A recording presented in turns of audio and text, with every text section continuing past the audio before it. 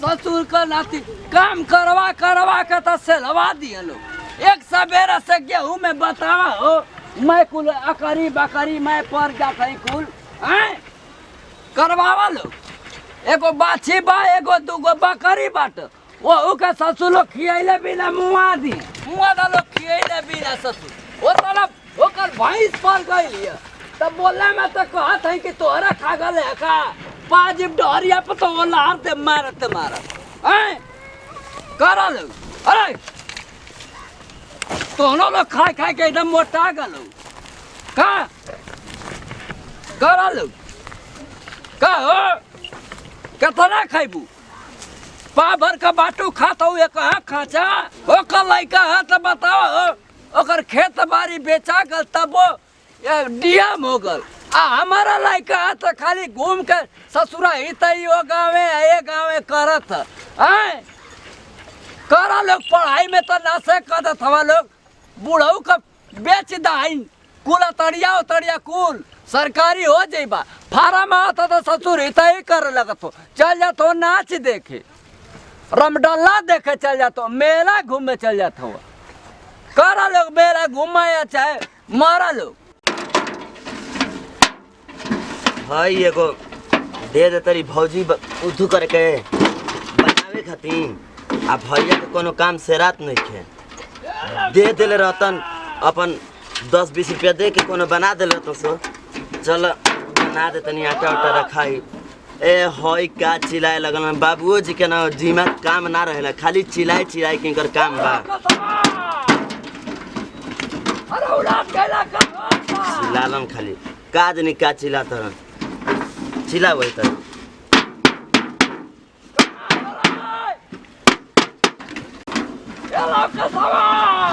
चले तो चिल्ला तरन ना तो भैये के ऊपर घानी बैठा दी करा लोग ससुर कहीं का काम करवाओ तो गिनवा देला लोग भैंसा में हैं दिन रात खाली ताश खेला लोग दिन रात ताश खेला हमारा लोग 200 मिनटर तुहार ससुर देखा थी घर काम आवाला लोग हैं ए लोग कसवा ऐसा ही काम करवावा ससुर लोग काम करवावा आ तू ना करता तो खाली मुंह दे में तो केड़ा सनास के भला तू महारानी तो के कियात लगत है अपन देश दुनिया भुला जाइबो हैं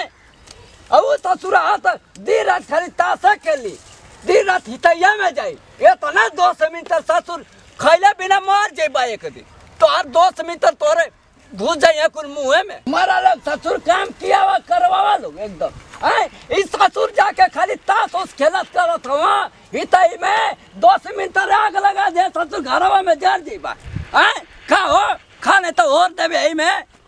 खा ए लोग सवा का बाबूजी का कब से चिल्ला तरन काले के घुमत हवे रे कि ई भौजी कहले रहलिया कि तनी हई बछिया खातिर चोकर रखे खातिर त उहे बराबर करते ढका खराब हो गेल ह तोरा तो मुंह में होडम ससुर ही जा भाई ने हैं कर तोरा ला शरम बारे ससुर चिल्लाते त कौने कोबर में सुतल रे उ मड़ैया में सुतल बनू आ भौजी रहली है वही में का फुसुर बतियावत रंजा फुसुर के दिमाग ना तो के हैं चिल्ला तो भाई ने ताकत हवा सार जना तक मुख्यमंत्री का भाई भलावा हैं नेतागिरी में उठवा ताकत हवा ससुर आँख उलट के में घुचल मतीन फोन तब ससुरा नर बेबर हो जाइबा हैं ए लौकसवा अरे मर गेला करे कोहबरवा में आय अब एक तू का छपटिया लई रे आय उलाटी देबे ए जब मारी बार क्या भाई ने अरे ओके जगाव रे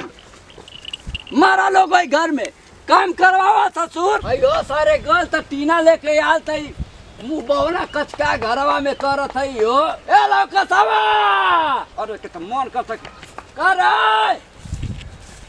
हां तई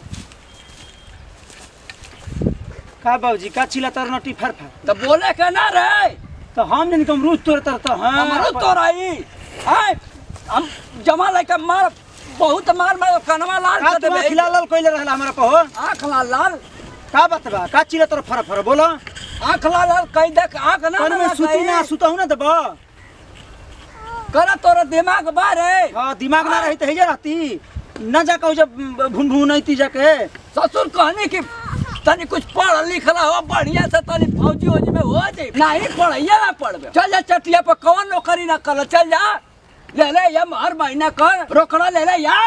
चिल्लैबा ता जाई का तो के कहनी कि आई फार्म भर दे तब कहत था ससुर की आई ना एगो पड़ाका से डेरा था ऐसे डरा तो जब खेतियो कर बकरियो खियाव पाड़ियो पाड़ा खियाव आ मैं हितै न तै ने तो हकारी देखा आ बैठ के मारे ए लौके सब आँखी में ढसरत तारा नहीं हमारे किया कहला ना ओकरा कहने को कहत हमार कहला ना किया ला रे देख देख कहीं तोरे 10 के परीक्षा देल से तो ढेर बड़का खिल उलट देल सिया हमसे ज्यादा बोल मत तू ओकरा कहने के बोलत बाबूजी तू जाके अपन जिंदगी खुदा नाश करत हवे नाश करता अरे हमका पढ़ाइया देबे हम तो ससुरा अनपढ़ है नहीं है हम तो चिल्लाइबे करिला रात ई करे और टकराई दिन ता कोबर में से आल हम ससुर ई करे नकिया में डाल ससुर को जा हीड़ देम नकिया में डाल बोला बोला बोला बोला कहने ससुर कहीं का कि तनी सा दौड़ उड़ रहा तनी सा फौजी बन जा तो कहला कि बियाह करवा दा तब हम फार्म भर दे हाई नौकरी कर दे मास्टर बन जाई अब बियाह कर दे तो आप क्या करत हवा कवन घरवा में फार्म भरत हवा कहो ससुर हैं कवन फार्म भरत हवा घुमरिया तवा ससुर जना तो कि डंग देवरा बलावा हैं तो दुआर पर बैठे बैठे चिल्ला चिल्ला के ना सुतत तर ना पढ़े तर ना बैठे तर कोनो काम नहीं कर दे दिन रात ताश खेलत हवा देखला हां कौन कहला से तर से वो जब बैठा के कौन कहला ताशवा खेलत के हार जा किरनिया और ये फरवा के बेचवा दे ससुर हैं बेचवा दे कहले ही बोला काहे कति बोले ले बतावा धर दे अब कवन के डी के मी कुल निकलल है फलनवा के लइका भरले है आ कवन है माने जो भरले भाई आ पपुआ भरले भाई उ देख कवन का डी है कि कच का बोले जाला रे ओके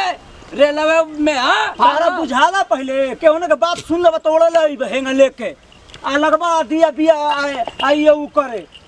त करे नहीं बाबूजी भर के बन जा ड्राइवर रेलवे के त करे जना फाटी रे करे जना फाटी खून दे दे के तो के पढ़ाइले है तो हम कर मर जे बैठल बानी पूछबो है ना गप से मारे परबो ना तो चिलैब ना तो मेहरारू के लेके हमरा उठबो जब बियाह ना भल है तो ससुरा माई कुल खेत का काम कर दल हाँ। जब से बियाह भला वही घरवा में उल्टल घरवा में उठल रहत तू ही देखे तर घरा में के मने का करतनी हम और तो कहत रहल कहत रहू ससुरा का कही ओकरा का कहे लबा कही दिन भर है ना सोना घुमत रहता उहे खुद कहत कि घर में दे ले के टीना बनावे के हम दल बेटी ने बना के क्या दे ले तो भौजी दल हियो ओकर भौजी दे ले पैसा ना बता ना करी दादा घरवा में हड़िया डड़िया फूटा दे हम ऊ बनाई बनाई बनाई तो हमारा काम है चुपचाप सुने के बना तो हम अब ये पर जाते बिना केतन चिल्लाते रह जीबो बता तनी पहले जब भरले है कि ना बैठ बढ़िया से बैठ भरले है कि नहीं बाबूजी तू पहले हमारा के एगो बात फाइनल बताओ हां तू हमारा विश्वास नहीं कर हमारे पर भरले है तोरा बात है ना पकड़ा के पकड़ पकड़ पकड़ कइले बड़ा पकड़े अरे ससुराया छोटका अरे पड़वा तोरा रे ई ससुरा का हो बाबूजी अरे उठा रे पकड़ देखो पकड़ ले करू अरे अरे के मान के पढ़ाई अरे पकड़ रुको घर हां भैया पकड़ ले खाला का बार हता रे घर घर लिया यही तो कहला ससुरा के पढ़ ले तो मैं भागे कहने की है यो भागल फिर भागी तारा सोनिया का तो हो पहले आओ रुक रे भैया भैया पकड़ ले बनी चल ले चल ले चल चल आ पकड़ बन हाँ पाते ना हां हां बन पकड़ पकड़ पकड़ मार दिना का तो हटा तो फोड़ दिना का हटा हो बाबूजी फरवादा है ना बैठा है चुटा जरा दू गो जा तो वो झरवादा अरे है नहीं तेरे है आ का उसका उतर ले रे भाग भाग उसका तो नहीं है ससुर हाँ ऐसा ही पिटाई में कुकुर मती तू ऐसा बैठ अरे बैठा चला है ला ला बोलो बोलो ते कुकुर मत लिए ले रे ढकेल ऊपर के ले के हटाइए को तुरा दी कब से फिर तुराई ते सही लिया वो जला अब बैठल नहीं है तो गिर गेल तो हमार का दुश्मन में। हम प्राइमरिया स्कूल में 5 तक पढ़ल है ऐसे मत ढके हमारो इज्जत हम पढ़ल है पढ़ल है ना तब यहाँ तक बिना मोर पास जब कुल आँख हिलाल करतर बुझा तक हमारे खा जीव। दौड़ा देना ससुर रे गाड़ी में थी हाँ बोला बाबूजी गप गप का बोलत रहला आ डी ना कहाला ठीक बा ना। तो का कहला रे का कहला चिल्लाला यही से कुछ कहे के मन ना करत तर से यही से कहीं कही के बता के कुछ करे ना जानी। तो खा ले जिबिया उखाड़ ले जिबिया, उखाड़ ले बोला उखाड़ ले गुंगे बना दे। उ रेलवे ग्रुप डी कहाला बाबूजी। हाँ तब बोल हम अनपढ़ है तो पढ़े मत न बतियाई पढ़ही तो पढ़ने बतियाई तो भर ले हवे तो मैंने घर में बैठा रही ना हम तार से बता के बजाई तो लगवा के कहे कि चल देलस ताश खेले चल दस बैठ के ना खेले तो हम ये ना सब करब घर में लौकते ना हुए कि कहाँ हुए कहाँ हम जानी कि सुतल हुए अब लड़का पुरानी होखे वाला हुए आए कर दिमाग बाय एगो लड़का तो होखे के बाय रिजल्ट आ गेल बाबूजी। कितना आई करे का है कितना आई आइल बात तन की भर नंबर तेन के पर इतना आला कि इतना आला कि इतना आला 27 नंबर तो आइल बा बाबूजी। 27 नंबर हाँ जाए सर ना कटवा देला आए एकदम जिंदगी के हमार नाशा करवा देला आए ओमन कुछ हो ही रहे मैं खेत बेचवा था ससुर पढ़ाई में आए बार पागल तो के पढ़ावा तो पढ़ावा आए अब कितना अगल मुतल तोहन का काची यही खातिर पढ़ावत है कि फेल हो जा वही रे इतनी में उमे कहाँ हुई चाहे ससुर जिंदगी एकदम नाशे कर देला हमार आए कहाँ कहाँ तो के पढ़ाई नहीं तो पढ़ाइया लेके बगली में घूमत नहीं हम इतना कहाँ कहाँ शाहपुर आरा लेके पूरा हिड़वा देनी स्कूल में पढ़वावे खातिर का ना कहीं तो हम का बार जाके देते बनी भरते बनी फार्म तो हमें कह रहे हो शाहपुर गनी वो मास्टर से गिड़ा का तो नाम लिखवाई नहीं आरा गनी तो हो जा पूरा नाश करवा देला पैसा हम कहनी ससुरा एक दूगो में से एगो बात एगो बढ़िया के कम से कम पढ़ ली तो छोटको के नौकरी अपने आपे लग जाए। हाँ धइल बा नौकरी धइल बा तारा खती काहे उल्टा बोल फेंका खुदा नाश कर देले तो पगारी गिरवा देले कौने कंजाई मुंह लेके रे उन्हन का लइका सरकारी हो गई है तो ये तारा बकर बार कोइला से ना यही है चिलैला से ना मन कर लग रही ना घरे भाग जी बाहर हम यही तरह रहन से भाग जाबे छोड़ छाड़ दे जो है ना तो खेती की जाती है मैं गरु बछड़ू में तड़ला के मर जीवन लो एगो तो रह पढ़बो कर सब देख कर बैठ के कर चिल्लात रह भाई जी तू भाग जाबे ई करे ए तो ससुर नाश कर देला या भाई घर दुआर है के आए हम कही हो कि हमार लइका पढ़ी तो ससुरा कुछ ना होई का में सीना तान के चल तई तो पढ़ाई लिखाई में नाशे कर देला आए ऐसा ही कहला बाबूजी बियाह करवा दो तो बढ़िया से फार्म भरब पढ़ब बियाह शादी मैं करवा देली ई ससुरा बताओ हो फेल हो गए आए अब पूरा उनका खानदान का एकदम ओकर लइका एकदम बन गल फौजी बन गल कोनो मिलिट्री बन गल कोनो डीएम बन गल ई ससुर कौनो लायक ना हो आए चिल्लात है तो कहत हम लोग की चिल्लात है बुढ़वा आए मारा लोगों से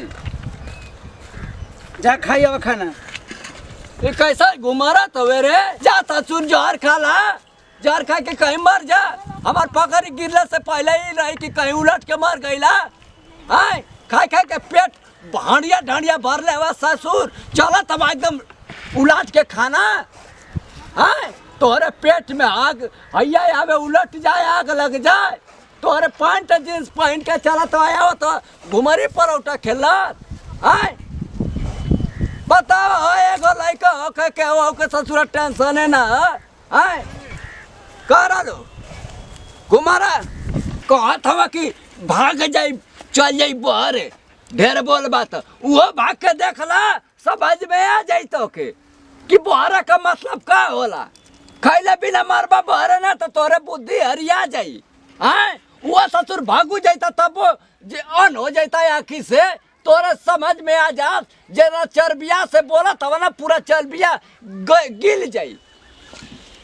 ससुर कहीं का तोहर जितना चर्बी बा ना एक ही मिनट में गल के राख हो जाई कहता कि भाग जाई आए तोहने लोग खातिर न बोलत है कि हम अपने खातिर बोलती हमार का जिंदगी बा आज बा कल ना बा आए बुढ़ापा का मतलब है ना सब अभी जवान हो तो भड़कत हवा फड़कत हवा है हमारे तनी जवानी है बुढ़ापा आ गल उन्हें उड़ के करिया दुखत बा हम ना जानते कि दर्द का होला है केहू अपना लड़का के खराब समझी हम नहीं कर लिए बोला था कि लड़का के तने कुछ हो जाए नौकरी वोकरी तो जीवन काट लिए कुल है नाना खाती ने नाना खाती ने बोला था जा भागे भागे कह देखला बाहर जाके कितना मजा मिलत है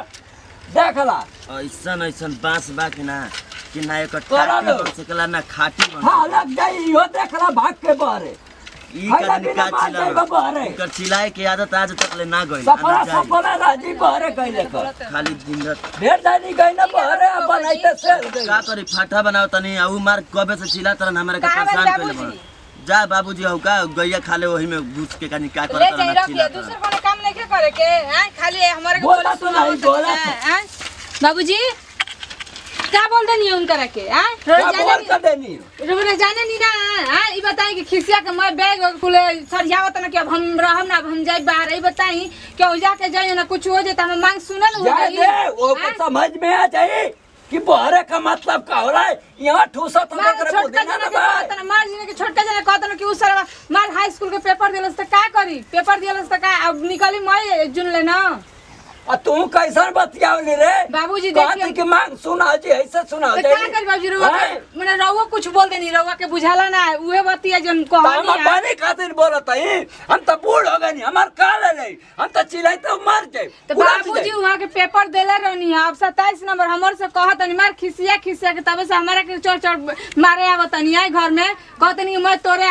होता तोरे चलते हो तो बाबूजी हमरे के बोलत न तोरे चलते तोहने कबरा से ससुर पतो यार लेके अपना बबुआ जी के ठीक बना अब हम ना रहब हम जातनी बाहर है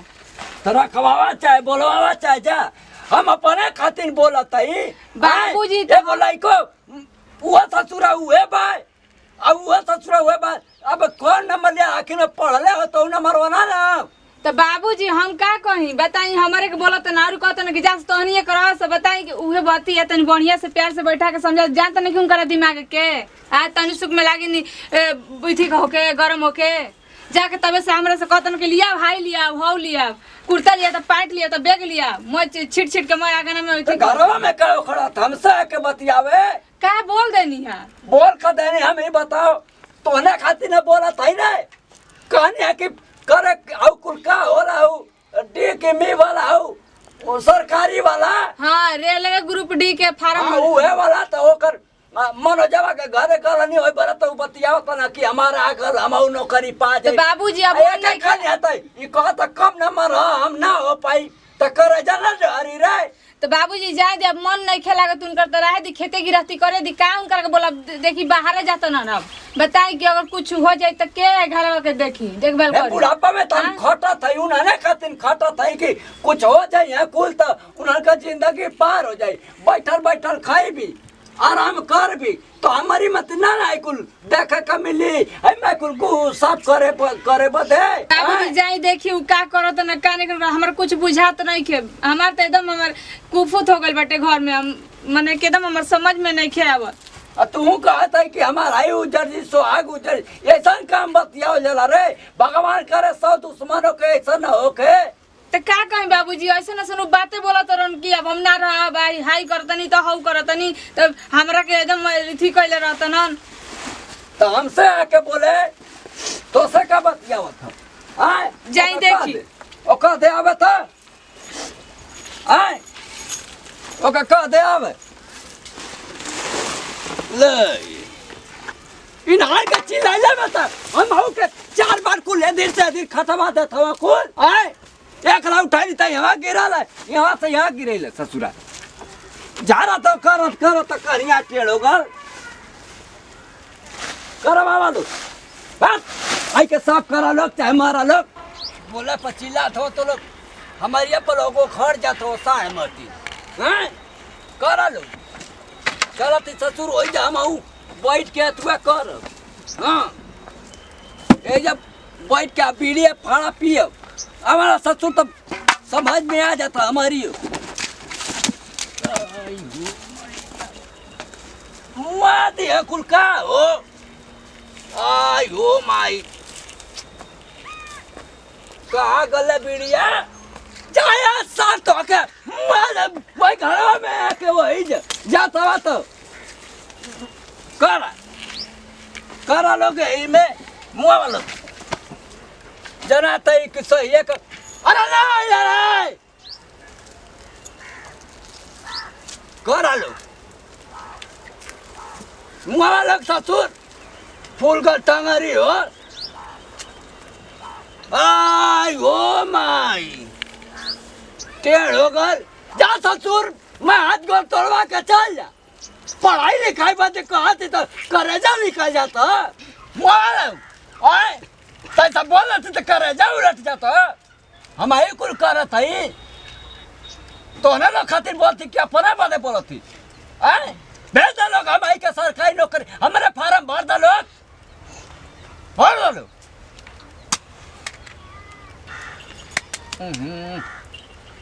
ये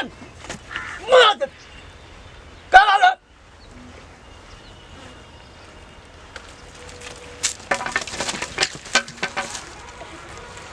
ये करे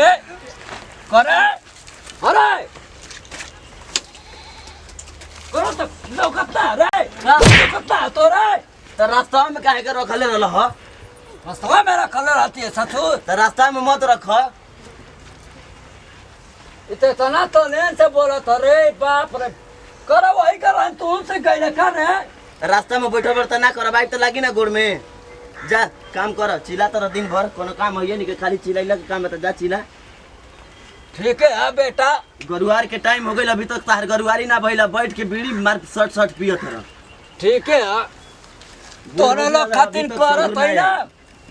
जिस दिन मर जाए ना कौन का तो समझ में आ जाए डटले पता बोला तवा लोग कहा तो डायरी में सही से बैठा जा बाबू बुढ़ापा में सब कर दिन ऐसा रे आ जाला आइल बुढ़ापा होई का छीट देले बड़ ठीक है आइल बुढ़ापा आँख बैल धुआं समझ में आ जाई कर यही तरह चिल्ला रोड पर आ पूरा आदमी देखी तो कहे कि हाँ तो दिन पर दिन बुढ़ावा चिल्ला ससुर मार के है जा भाई ने मारत का बड़ मारा जीन काम करत हमरा के सब पर गरुआरी हो गई हमारा अभी तक गरुआरी ना भई जंगा था कि असली पहाड़े उखाड़ दे ले हो आए करा ले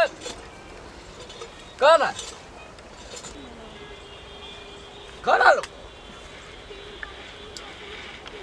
कैसा को बीड़ी पीड़ा थे तो आंखें में दर्द जाता वो हो जा ससुर कहा तो कि अखिया लाल कर कोई जगह अखिया लाल कर अखिया गलत सबके घरे में हमारा अखिया देख ला यही तो तोर खूनवा खींच लिया का अखिया से हो हीरा करा लो हैं कुत्ता हम ही नाश कर देते करा लो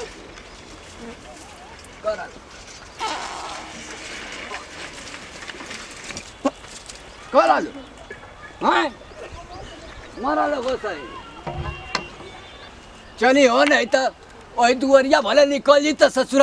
पकड़ाऊ ना पाई देखा हो ससुर चिल्लात है तो हम ही खराब हो जाती आए तू ससुर खैला बिना मरी जाइबा जल्दी मरी जाइबा लोग पीछे मत लग पीछे हमारे जहाँ लगा कहाँ हटो मत ना कहाँ जाइए रे जा तनी बाहर हम ना रह घरे माँ जरा तोरिया खाती ना डांटत है हटो छोड़ बे छोड़ तो पहले